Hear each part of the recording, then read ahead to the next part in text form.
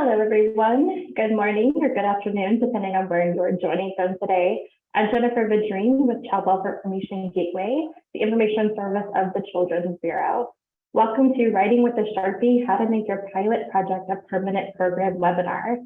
We are going to have a jam-packed presentation today where you'll be hearing from the Foster Forward team about the Works Wonders project. Before we jump in, let's go over just a few housekeeping reminders. You may have noticed already that all attendees today will automatically be muted throughout the presentation. If you have a question, whether it's about technology or about the presentation itself, you can use the Q&A feature in the control panel at the bottom of the screen to ask questions throughout the webinar. We will also have a dedicated Q&A session at the very end so you can ask questions. If you'll be needing to use closed captioning for today's webinar, you can use the show captions button again at the bottom of your screen. We also wanted to let folks know that material from today's presentation will be sent out via email following the webinar. I'm going to turn it over now to Taylor to talk to you more about the Foster Forward team in today's presentation. Thank you, Jennifer. Hi, everybody. My name is Taylor, and welcome to Writing with a Sharpie, How to Make Your Pilot Project a Permanent Program. Like I said, my name is Taylor. My pronouns are she, her, hers. I am a Works Wonders youth leader. I am a Jim Casey Young Fellow, and I'm also a certified nursing assistant. And now I'm going to pass it on to my coworker, Bernadette. Hi, good afternoon, everyone. I'm the Director of Career Pathways here at Foster Forward. My name is Bernadette. I have about 10 plus years of child welfare experience. My pronouns are she and her. And today I am wearing a pink and brown plaid blazer. I'm a youngish African-American woman with brown hair, vibrant smile. In my role today, alongside my colleague Caitlin, who you will meet in a little while, and Taylor, who you just saw, is to really just discuss our joint funding and sustainability journey with the Works Wonders program, which we'll tell you a little bit about. And to highlight 5 key strategies that can be used by anyone to looking to sustain a program or initiative. My particular role, I was stepped in as the program coordinator for the Works Wonders program at the point where we were transitioning from research project to implementing the program. So I'll be speaking from that lens. But for now, I'll kick it over to my coworker, Caitlin. Hi, everyone. My name is Caitlin Diver. I am the Director of Evaluation and Quality Improvement here at Foster Forward.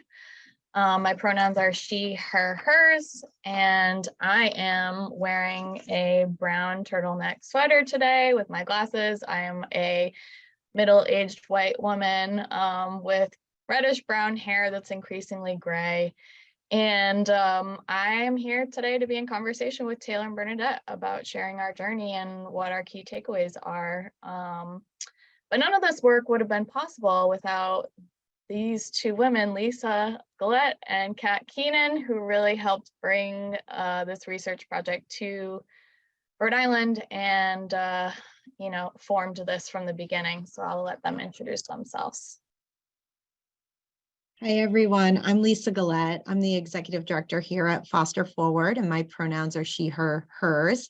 And if Caitlin is middle-aged, then I'm slightly north of middle-age, wearing my black blazer today and a red top. And like Bernadette, I like to smile and laugh and have green eyes. And I've been with this project since the very beginning. I've been in my role at Foster Forward for 19 and a half years. And was really thrilled to work with Kat back when we applied for and were one of the successful grantees for this research project. She was the architect behind the whole thing, and it's really my pleasure to introduce her. And I'll be manning the Q&A today, so if you have any good questions, drop them in the chat, and we really look forward to hearing from you. Great, thank you, Lisa. My name is Kat Keenan and my pronouns are she, her, hers. I am a solidly middle-aged white woman with blonde curly hair and glasses and blue eyes, wearing a maroon sweater, though I'm not sure you can really see too much of that anyway. I am currently serving in the capacity as a consultant with Foster Forward to help them continue to innovate the Works Wonders program, as well as bring it to replication sites across the country. As Lisa mentioned, I was one of the original people to write the grant, and then was the first project director to really help develop, install, implement, and evaluate the Works Wonders program. So I'm really excited to see the work continue to grow, and I'm going to be helping Lisa as best I can to answer some questions in the chat as well. All right, so you've heard us mention Works Wonders a number of times, so you're probably wondering what the heck is that. So we'll give you a little bit of background about the program, because that is what our recommendations and our experience is going to be based off of, that we're going to share with you all today. But just very quickly, in 2011, Foster Forward was awarded a 5-year demonstration grant from the Administration for Children and Families to support the effective implementation of strategies to help youth who are at risk who had aged out of foster care to build relational skills. Through partnerships with federal and state government, higher ed, Rhode Island's Foster Care Youth Board, and local businesses, Foster Forward launched the Works Wonders program. So Works Wonders is a program that supports youth ages 14 to 26 and promotes increased well-being, career development, and employment engagement, relational competencies, and self-determination for youth in and who have aged out of foster care, so that they can achieve success as they transition into adulthood.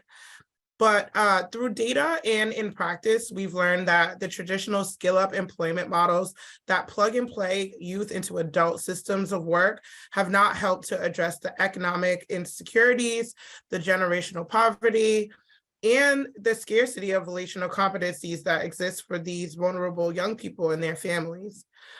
Works Wonders doesn't simply place young people into jobs. It works with youth to build social competencies that are necessary for positive and productive relationships. And those relationships help participants to pursue their dreams while gaining and maintaining financially empowering employment. So the unique value of this program is that it's co-designed and co-led by youth, similar to Taylor. She's one of our youth leaders, and you met her, and we'll see her throughout this presentation. Additionally, our unique strength is that the Foster Forward team and partners that we work with provide the resources that are necessary to really barrier bust some of the largest and most significant challenges for educational and employment attainment for youth. We just wanted to give you a basic outline of the program. If you're interested in learning a little bit more, we will share links for our website in the chat and later on in the presentation. We'll also be sharing information about how you can contact us if you're interested in learning more.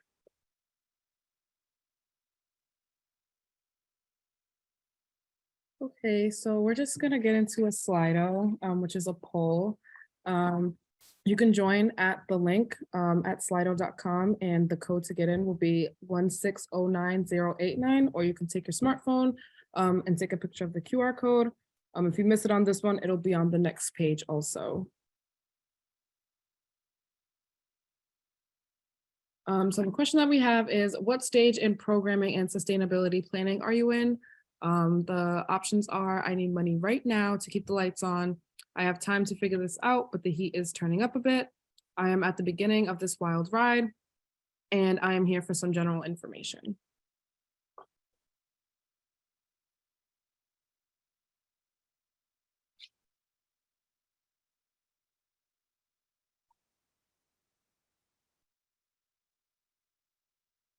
So it looks like majority of the people are here for some general information.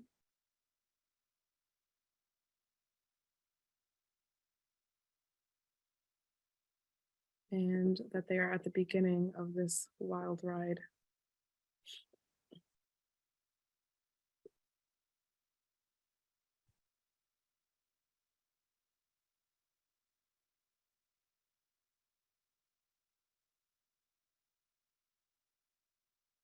So nobody needs money right now to keep the lights on. That's good.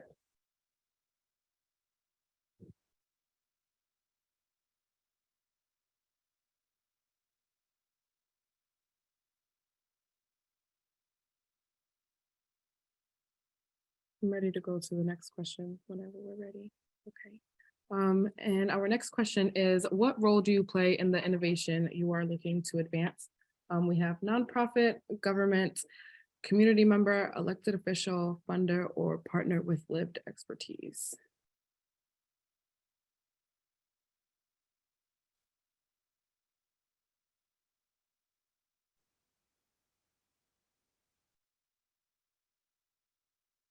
So it's looking like mainly government and nonprofit, community members.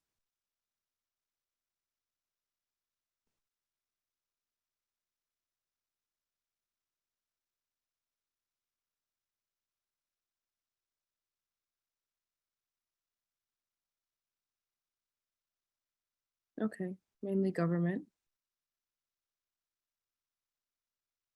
All right, we appreciate you all answering those questions for us. That helps us kind of figure out what to maybe spend a little bit more or less time on. So as you know, we're here today to walk you through our journey and how we managed to bridge our work from research project to sustainable program. We've grouped together our lessons learned into 5 key takeaways to share with you all based on what we did and what we wish we did better. The plan is to walk through those key takeaways together, tell some stories to illustrate those points, and then offer up time for you all to ask questions or participate.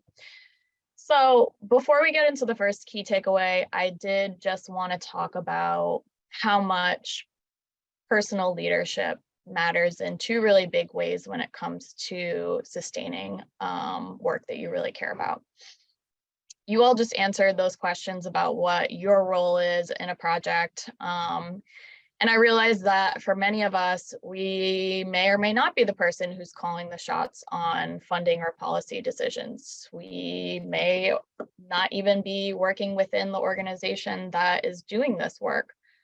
You may not feel that you have any type of control over whether the work that you care deeply about continues or not. And to that, I would say, please do not underestimate the influence that you can have no matter what your role is. What you do have control over is how you are prepared to influence others. And you're really prepared to influence when you have a clear line of sight for the work, when you intimately understand the successes and challenges and what's needed to sustain, and then when you're able to translate that information to different audiences, to make them aware, to help them care, to help them understand how it applies to their work, their life, their community, and how they can leverage their sphere of influence towards your goal. Now, on the other side of that, once you're prepared to influence, you also have to be ready to jump when opportunity arises. In my experience, folks who work in human services tend to be very thoughtful, cautious, careful people, and that is very important competencies when it comes to the work that we do.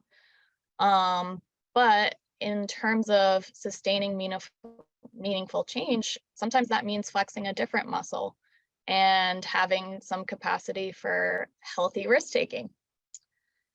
At some points, you may have to make decisions without having all of the pieces. Sometimes it's about what is the best next step without having the full picture. So with that, I'll say the strategies that we've used to bridge our program from research project to sustainable project and further into replication really only worked because of the leadership of the folks on this call, as well as the leadership of many others who are not speaking today. So with that, I think we're finally ready to get into it. What you'll see here is a visual representation of all of the funding sources we've utilized to build and sustain this program with a timeline across the bottom. Please note that it has been a very gradual, progressive process over the course of a decade, and is still something that we actively work on every single day. I wanted to share this visual up front so that as we talk through our journey, you have a little bit of context, especially, you know, in terms of our first key takeaway, which is to start as early as possible, which is good because there wasn't anyone who said that they had feet to their fire that they needed to find funding tomorrow. Great point. So we had a real pressing need to scan for additional funding during the research project of the Works Wonders program because we needed more money to be able to pay participants for their internships, their informational interviews, their job shadows, and all of that. We applied for and were awarded a small contract with the Department of Labor and Training in 2014, which was about the third year into our implementation of the research project. That grant was a building block for our relationship with the DLT that has grown over the years. To this day, they're still our largest and most consistent funder of this program. They also served as a bridge for us through providing that support for the direct work in the research project, and then seamlessly allowing us to request to renew those funds for 2 years after, to bridge the work from research into implementation. The strength of that partnership allowed us to begin to start to seek some recognition and apply for and win a few different awards. In October of 2017, Works Wonders received the Rhode Island Foundation and Blue Cross Blue Shield's Best Practice Award for Innovation. And that was, you know, us starting small. It's very similar to investing in stocks in the same sense of like the people that invest early get the largest payout. So you also want to start small with identifying those opportunities to shine some light on the work that you're doing. After we received that first award, in April of 2018, we were awarded the Child Welfare League of America's National Blueprint Champions for Excellent Award. That's a little bit of a tongue twister, right? But we were also very excited for that one. But those two initial awards really prepared us for a more competitive opportunity, which was the Innovations in American Government. And through that opportunity, we were really able to shine a light on the partnership between the state and us as a provider and highlight all of the great work that we were doing. So that's just some examples of how you can like really create opportunities that you and your funders can both benefit from and truly be proud of in your partnership, and start to gain some recognition on the work that you're doing.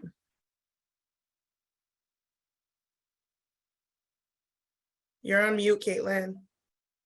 You know, thank you.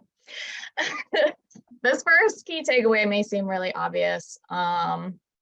You know, there are a lot of reasons why when you're in a research phase or a pilot phase, and you already have your budget covered, that this may not feel like a priority for you. But I think the two examples or the couple of examples that Bernadette gave really do illustrate why starting early is so important. One, because it helps you have time to start to build those relationships and establish a track record with partners so that they know that you can be trusted with larger investments in the future.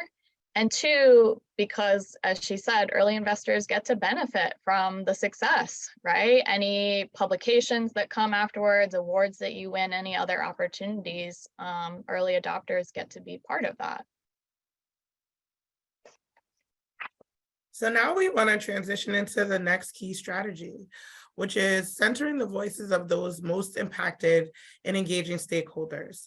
The most compelling argument that you can make as to why your project, program, or initiative needs to be supported on an ongoing basis comes from those who are most impacted by the challenge you're trying to address.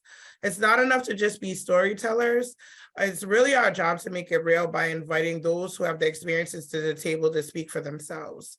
This has been a practice for Works Wonders from inception. It's been a practice of Foster Forward, and it continues to be embedded in the work that we do today. I'd like to invite Taylor back into the conversation. Taylor, can you tell us a little about how you feel when you're invited to give input about your experience with our programs? Sure. Usually when I'm asked to give like my feedback or anything like that, for one, I'm always willing to because I love doing that. And two, it makes me feel like I have some power in my role. It makes me feel good and that my needs are being met and somebody's actually really listening to me. It kind of helps us decipher what's working, what's not working, what could be better, what can be improved, and stuff like that. Yeah. Centering the voices of those most impacted, when you include the community in the identification of the problem, the design, the implementation, the evaluation, and the dissemination of the results, it's really hard to argue against the efficacy of that work. The first phase of our research project revolved around soliciting input from young people. It was collected by other young people. And Taylor just gave an example of how she continues to take a leadership role in the program. I would say, maintaining this level of co-leadership has not been easy. In the transition from research project to program, this is an area that didn't get as much attention as it should have. And I think when you're really trying to maintain operations, often the activities that require you to slow down and be more intentional are the first things that, tend to fall by the wayside a little bit. But it's really more than a value to hold. It is critical to success. And the reason I know that is because the program participants are the ones that told me themselves. So during this time, I did a series of interviews with participants who had had a hard time maintaining jobs. And all of the advice that they gave back to me was about how important peer support was to them. So we shared that information back with our funders. We restructured our budgets. We added more involvement for youth leaders in other aspects of the program, such as recruitment and engagement. And our funders responded and were, on board for all of those changes because they knew that it came directly from the young people themselves.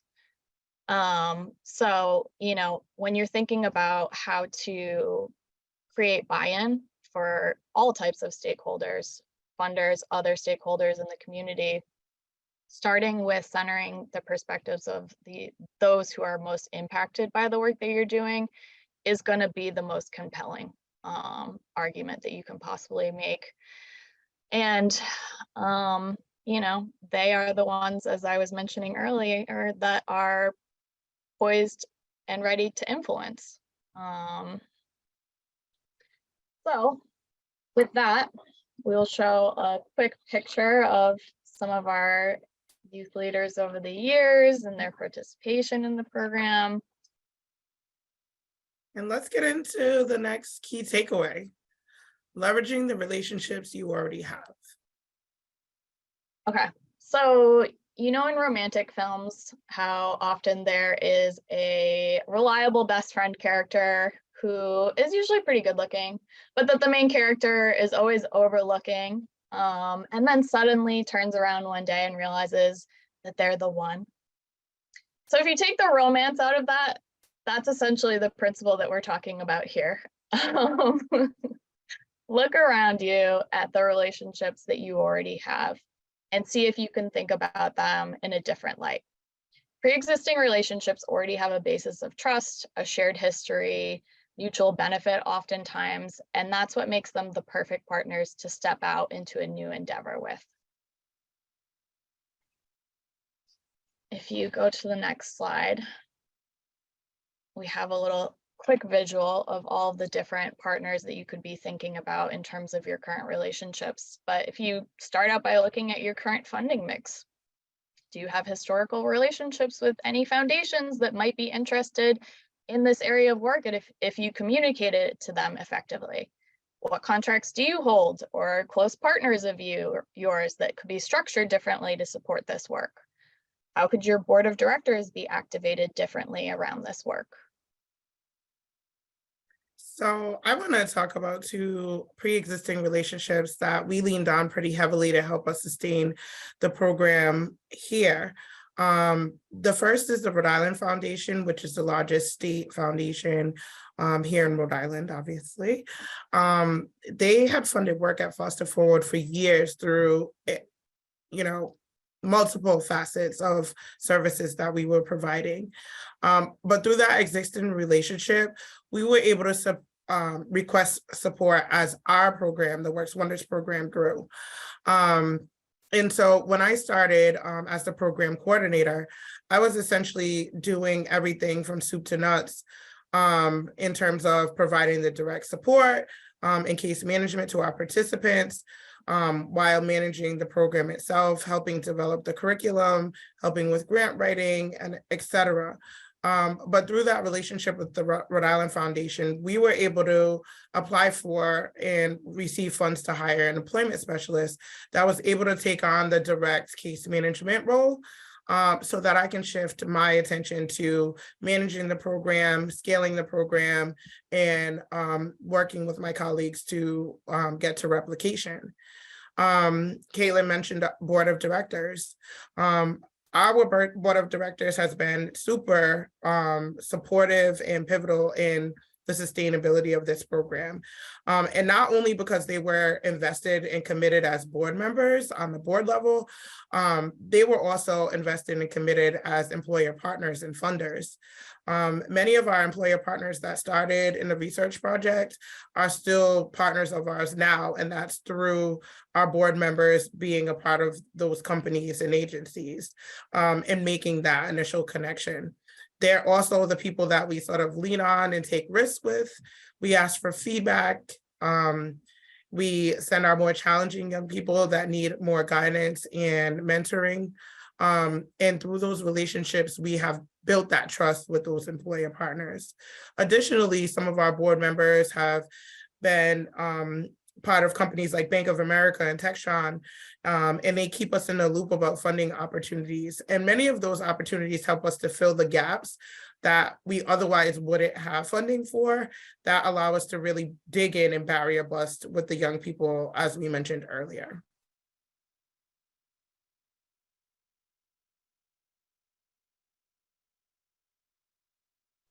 All right. Now that you've leveraged all of your current connections, it's time to think outside of the box. So look left, look right.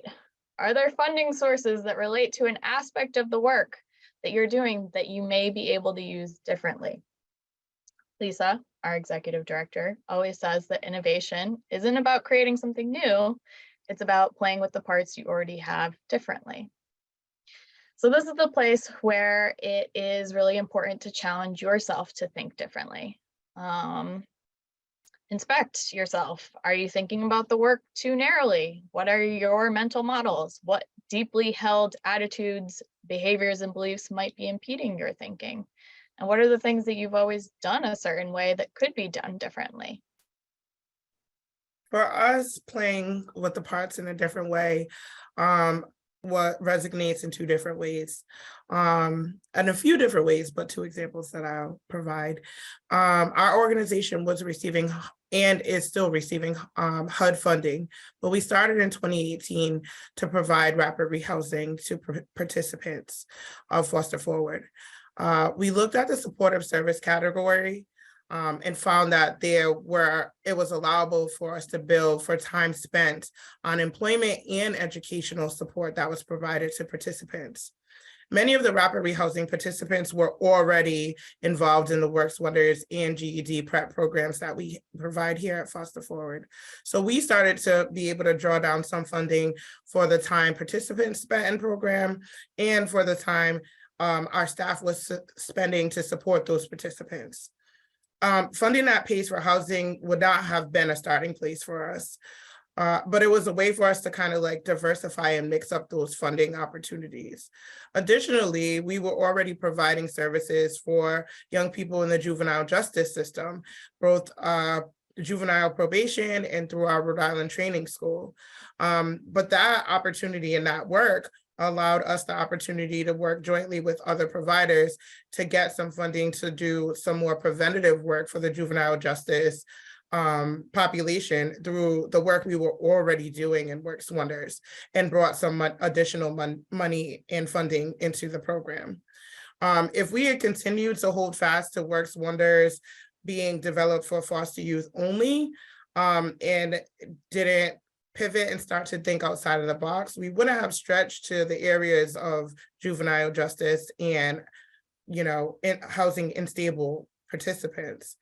But when we look at what we know about involvement in the root causes of the involvement in the child welfare system, they align very closely with the root causes that contribute to juvenile justice and chronically housing unstable young people.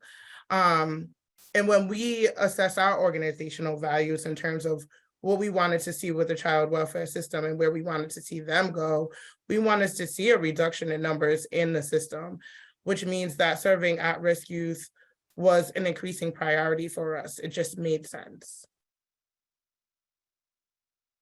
So we wanted to invite you all to get curious, think a little bit differently about where to look for funding. So we're going to use another slide out to generate a list of places that you can look for funding.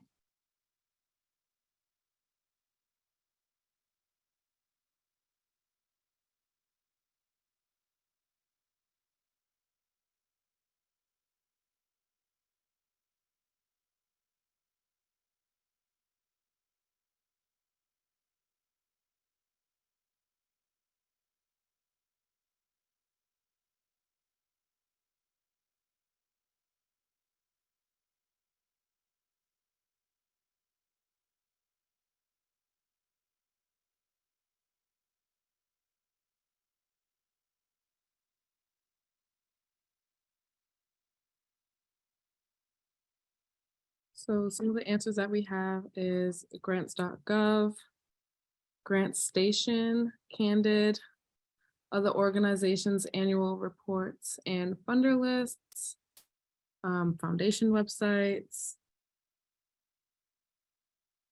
state websites,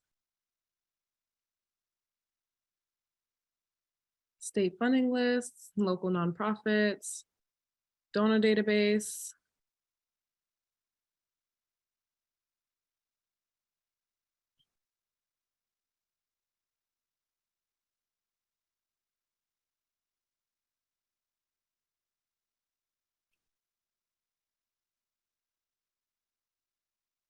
paid grant prospecting, state and government websites.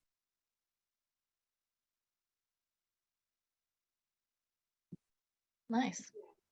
This is a good start on a list. You guys can continue to add to that, and we will send this out with the materials from this presentation so that you can have this brainstorm. But I think we're ready to move on to our last key takeaway, which is about keeping your finger on the pulse. So keeping your finger on the pulse is about understanding what's happening in the world, in your community, and how that's impacting your program, initiative, whatever the project is that you're looking to sustain. So first, let's talk about why it's important to be tuned into what's happening at the practice level. For us, and I'm sure for many others, the pandemic has had a huge impact on our engagement and recruitment process for prospective program participants. We're still working on building some new competencies to replace the fact that we don't have the same kind of foot traffic that we had before the pandemic. Youth are showing up in different places than they used to. And so we shared this challenge with Taylor, and she helped us come up with some ideas of how to do the work differently. So like I had mentioned earlier, I talk heavily about this program all the time, anywhere I go. And one day me and Caitlin were sitting down and we're just coming up with a couple ideas of how we can get more people coming in and out of the office. And we found out that peer-to-peer recruitment was a good start. And we have rules and incentives that go along with it. And like I said, I kind of was already doing the peer-to-peer recruitment, just being out in the community and talking with other people We're still in a learning process, so we're still trying to figure out what works, what doesn't work, what could be better, and what things that we could change about that. And we're still looking into other ideas as well. Yeah, so part of sustainability is making sure that you're continuing to ensure the quality of the thing that you created. That means inspecting it, asking questions, working with stakeholders like the young people themselves to be curious. The second part of keeping your finger on the pulse is understanding the environmental factors that are impacting your project so that you can be prepared to respond. So the practice that we use to do that is what we call environmental scanning. It's really just, spending time on a regular basis, looking at what the local funding cycles are, reviewing local policy, understanding what governing bodies make decisions for state and federal dollars locally, and understanding what awards exist, what clearinghouses you should be considering, entering your work into. It's really all about knowing what's happening out in the world. So we talked a little earlier about our relationship with the Department of Labor and Training. And as you can imagine, that experience has changed over the years that we've partnered with them. And we talked a little bit about the challenges of the pandemic, and that also had some effects on our funding, especially as the COVID relief dollars started to flow through our state. We had to pivot and figure out how to frame the work that we were doing in terms that align with their objectives. It only makes sense that the Department of Labor and Training is funding workforce, right? And we know that our population, probably more greatly than many others, were affected by the pandemic. But even as we've returned to some sense of normalcy around here, it's really our job to help our funders understand that despite their changes in priority, our work still aligns with the goals that they have and the objectives that they have, through, just like Caitlin said, just speaking the language of the funders and helping them to understand that this work is still something that is a priority. So with that being said, we said a lot, and we wanted to share those key takeaways, but this is the point where we want to hear from you all. Are there some things that really stood out? We want to highlight some of the common themes that might have come up in the Q&A chat, and really just hear from you all on what questions you have and what things you want to learn more about. We had a great question that came up in the chat about how are we sustaining our work for the long haul? And I thought maybe you guys could talk a little bit about how we trademarked Works Wonders and what our replication journey and funding has looked like. Sure, I can talk about the replication piece. So we have 2 replication sites that are doing Works Wonders, taking up the Works Wonders model. One is Monroe Harding in Nashville, Tennessee, and the other is Foster Success in Indiana. And they both have had very different journeys in terms of, finding funding to bring this work to their state. I think, both started out with a flexible funding stream from either a self-funding or foundation, and then have started to layer in some of the funding sources that we've used and utilizing our experience to start to add in SNAP ENT, WIOA, other things, but they have the benefit of being able to hear from us about what we found as the pros and cons and the challenges and what they should account for. So in terms of replication, that has been the process for new sites that are coming on. But they also pay us, don't they? Sure, they pay us. Yeah, they pay a nominal amount of money to help support our replication efforts, to do the training, to do the TA, to do the monitoring, all of those types of things.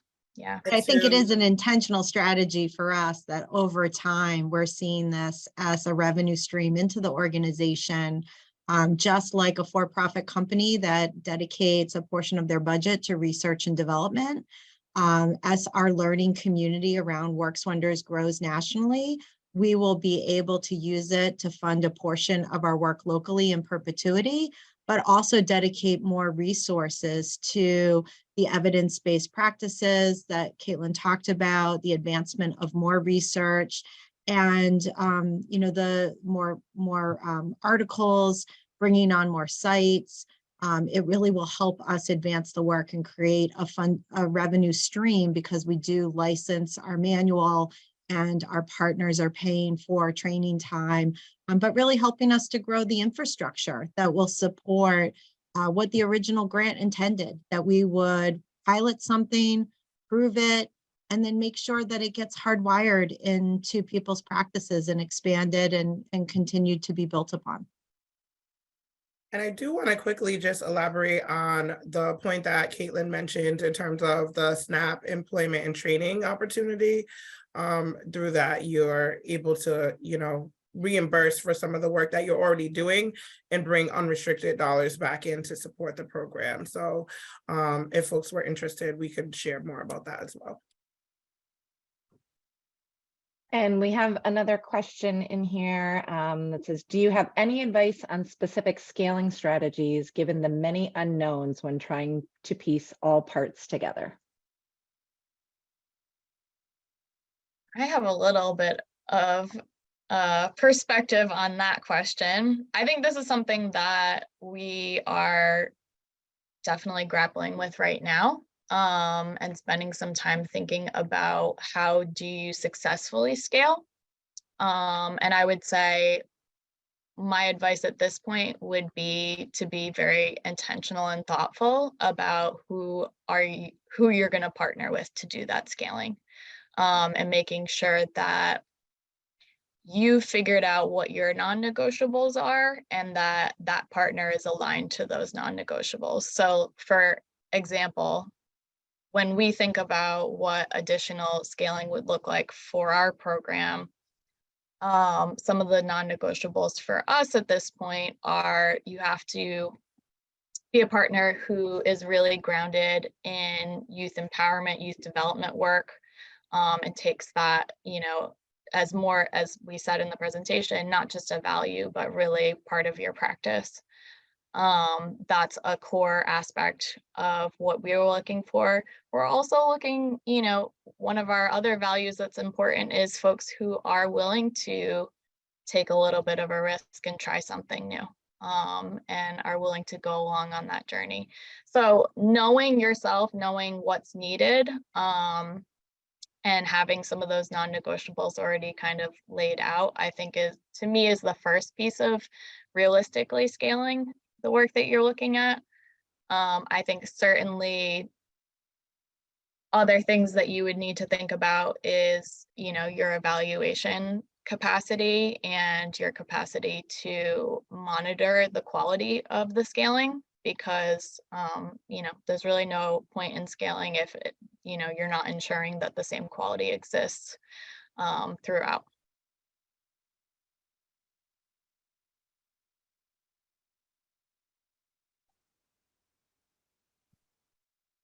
I didn't see this question in the chat, but I bet people are curious to learn a little more about SNAP ENT. And also, we mentioned during the pandemic, there were a lot of federal dollars flowing. That disrupted our SNAP ENT for a while, but generally it's been a pretty reliable funding source for us. Bernadette, did you want to say a little more about it? Sure. So the SNAP ENT program really supports the work that you're already doing in workforce and education. If a participant is receiving SNAP benefits, you can, as a provider, sort of enroll them in the SNAP ENT for your program. And you are able to be reimbursed for staff time to deliver either coaching or educational instruction participant reimbursements, which are like if you're providing riptics or I shouldn't say riptics, I should say public transportation access, you know, rides for folks to get to work or to internships, supplies for educational or GED prep programming. All that stuff will be allowable for a 50% reimbursement that comes back into your program as unrestricted funds. So I did put a link in the chat in case folks are interested, so you can learn more about what it takes to be a provider and what the benefits are.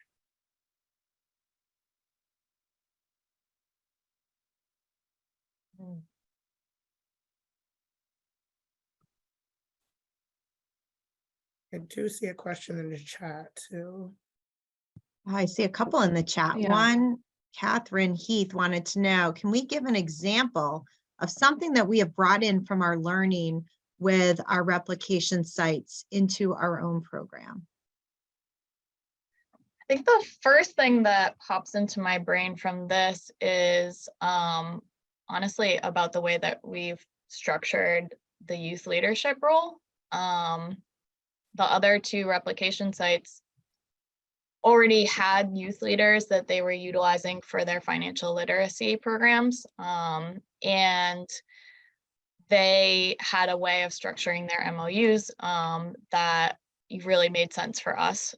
So we also took that and we have started to basically develop very clear MOUs with the youth leaders that define what they are going to be doing by when and what we're going to be providing to support them. So really like bolstering the structure around the youth leadership piece. They also really highlighted we did a cross-site meeting last summer, and out of those conversations really highlighted the need for further formalization of youth leadership in terms of you know, a codified training guide for the youth leaders and even just a support network between youth leaders. And so that's something that we took out of that meeting and are actioning. So you have another question here that said, did you have to demonstrate that the program was evidence-based before making it available to others or replicable? If so, how challenging was the evidence-based requirement to your efforts? So the quick answer is no, we did not have to demonstrate that the program was evidence-based. When we talk about the program, we describe it as evidence-informed. Because the development of the program was based off of evidence-based programming that came before it, and then it was modified to our needs. And the research project was a formative evaluation. You know, we are looking to do further evaluation of the program and would like something a little bit more rigorous. But oftentimes for something to be called evidence-based requires a randomized control trial. And we know that that is not always the best fit for every type of social service program model. I think, you know, the community guidelines around that are changing a little bit in terms of what is being seen as meaningful evidence, and that it doesn't have to be as narrow as we've maybe thought about in the past. But yeah, it's definitely something, you know, people want to see that you are developing programs and information based on evidence that has come before. So I think that, you know, phrasing it as evidence informed is a powerful selling point for people who want to take up the work. But it wasn't a stopping point for us. It wasn't like we're not going to replicate the program until we've done a randomized control trial and we can say definitively that it's evidence-based. That's kind of, I guess, going back to some of our key takeaways is that sometimes it's about, you know, deciding what's the best next move, not waiting until you have all of the pieces together to keep moving.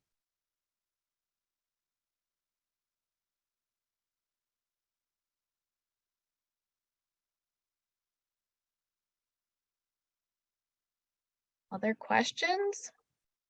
I don't see any other open questions in the chat or the Q&A or in the chat, but we do have some time. Oh, wait, late breaking. You mentioned aspects of the program that are not negotiable. What parts were, and how do you determine if it's negotiable or not? Very good question. So we, when we were starting to do a replication, we basically looked at the model in its entirety and looked at what are the aspects of it that make the program function. What are the pieces that we know we need? We know we need youth leadership. We know we need folks to follow the curriculum. We know we need employees who are trained to be career coaches that can guide young people in a developmentally appropriate way, are able to barrier bust, are able to be resilient in that work. We know that we need evaluation capacity to be able to track all of the different elements of the work and make sure that everything is going as planned. Those are kind of the things that we looked at as like, if you don't have this, then it's probably not works wonders, right? And I think the pieces that are negotiable are, you know, to some degree, how you structure that work. So maybe you know, here Bernadette was mentioning that she was the program coordinator at one point, and that meant that she did everything from beginning to end. And at some point she brought in somebody to take over as, at that time we were calling it an employment specialist. You know, other replication sites have chosen to structure those roles slightly different. It doesn't mean that the way that they perform the work is different. It's just that, you know, in one site they have 2 program coordinators and they split up the work differently. One, you know, focuses more on the employer partners and the other one focuses more on working with the young people. So that piece can be negotiable in terms of how you structure that work depending on what your site is. But the core elements of Works Wonders, in what makes it special and unique, those are the things that I would say are non-negotiable.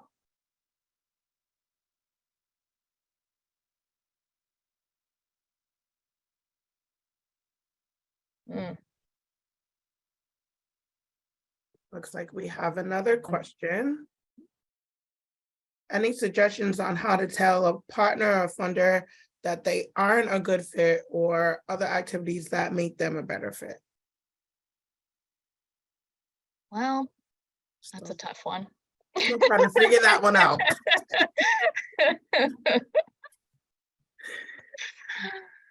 I mean, yeah, go ahead. I was just gonna say very transparently, I think that's something that we're still like trying to perfect, right? We've been very fortunate to have partners that are very similar to our agency in terms of their service array and the way that they engage with young people. So we are at the point of really digging really deep into figuring out what makes the folks the right fit. I will say an important component is the funding. And how they're funded. We have had some folks that had a sort of a fee for service model, and that tends to be a little bit more challenging. So funding is definitely an important factor. But I will open it up to my colleagues. So also, I just had a little quick story that comes to mind, and it was recently one potential partner is a very large company in Rhode Island who does military contracts. And they are in desperate need of employees. And they did an on-site recruitment opportunity with our young people. And one of their exclusionary factors is they have a 0 tolerance policy for drug use. And one of the great things about putting young people at the center of the conversation is that they were like, well, you know, it's legal in our state, right? Like, you know, how do you think you're going to get employees if you're, you know, not a little more tolerant about that?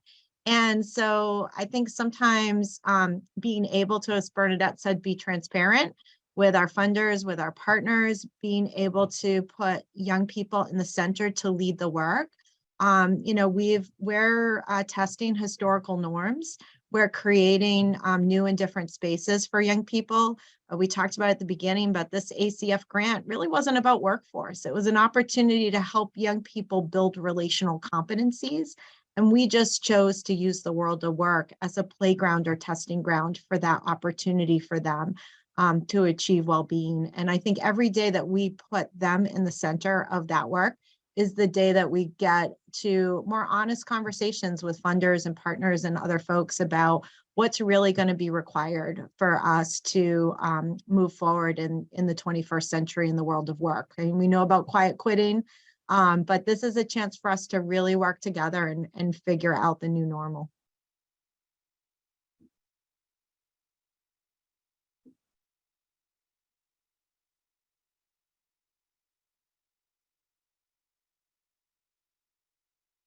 Any last questions before we wrap up?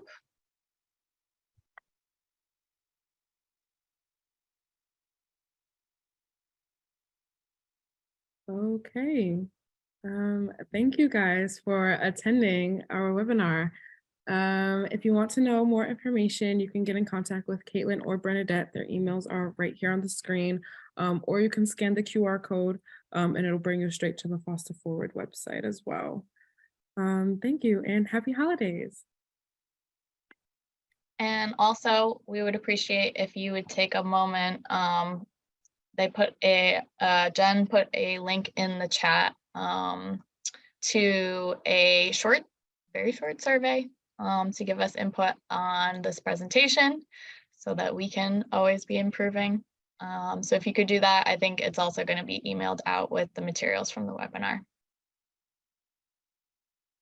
Yes, that's right. So I just want to say thank you again to the Children's Bureau, to all of the wonderful staff we spoke today from Foster Forward. And then these materials will be available afterwards. And we will also have a recording of this webinar in the coming weeks posted on childwelfare.gov. So thank you all and have a great rest of your day.